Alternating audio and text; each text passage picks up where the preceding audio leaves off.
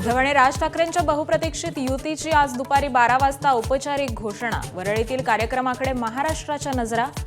मुंबई पुण्यासह 7 महापालिकांमध्ये ठाकरेंची हातमिळवणी।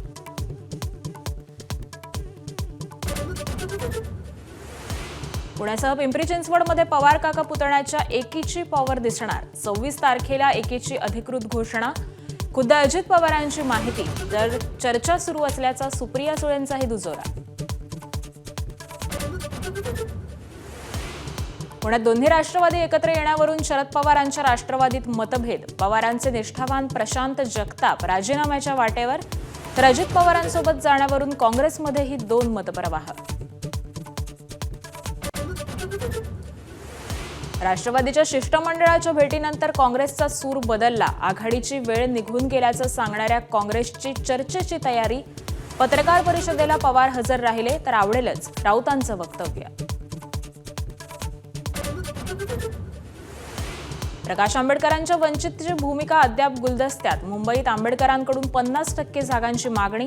वंचित काँग्रेससोबत जाणार की स्वतंत्र लढणार, पेच कायम।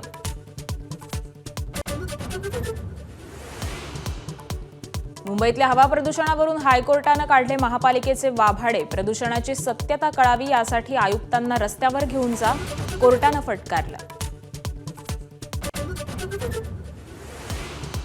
आजपासून सोनं चांदीच्या किमतीत पुन्हा वाढ। सोनं 1,40,000 प्रतितोळा, तर चांदी 2,10,000 प्रतितोळा। जागतिक स्तरावर मागणी वाढल्यानं किमतीत वाढ।